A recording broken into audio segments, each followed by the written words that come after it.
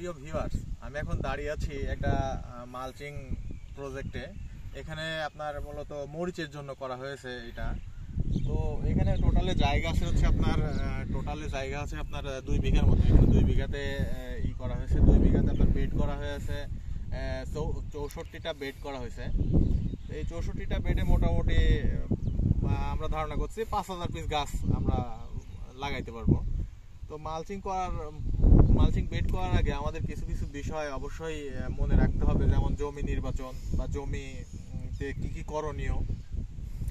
তা আমরা জমি নির্বাচনের ক্ষেত্রে একটু উঁচু জমি নির্বাচন করব, যেন পানি টানি না বেঁধে যায়, বা হচ্ছে বর্ষার সময় যেন পানি নিষ্কাশনের ব্যবস্থা ভালো থাকে, এবং আপনার হচ্ছে যেন কোনো পানি বেঁধে গাছের কোনো ক্ষয়ক্ষতি না হতে পারে। তো সেই ক্ষেত্রে আমরা জমি নির্বাচন করার পরে আপনার বেড করে কিছু জৈব সার এবং তার সাথে আরও কিছু হচ্ছে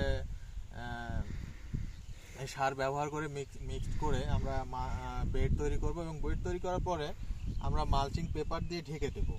ঢেকে দেওয়ার পরে আমরা গাছ কিছুদিন রেখে দেওয়ার পরে আমরা গাছ রোপণের জন্য তুলব। এবং মালচিং পেপার কাটিংয়ের জন্য এই যে ভিউয়ার্স দেখতে পাচ্ছেন, আমার হাতে আছে একটা কাস্টমাইজ করে মালচিং পেপার কাটার জন্য।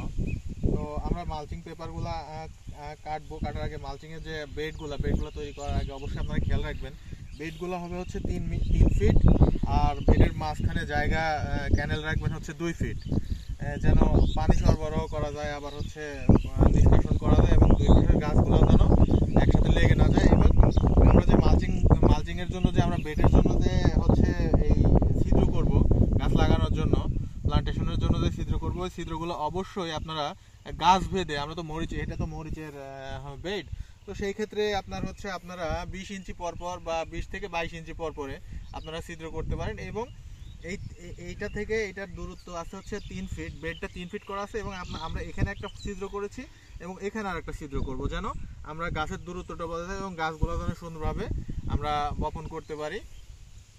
তো এখনো গাছ বপন করা হয়নি আবহাওয়াজনিত কারণে। নেক্সটে যখন আমরা গাছ রোপণ করব বা গাছ লাগাবো, সেটাও ভিডিও আপনাদেরকে দেবো আমরা। তো আশা করি সাথেই থাকবেন, এবং যদি কোনো প্রশ্ন থাকে অবশ্যই কমেন্টসে প্রশ্ন করে আমার কাছ থেকে অ্যান্সার জেনে নিতে পারেন। আসসালামু আলাইকুম।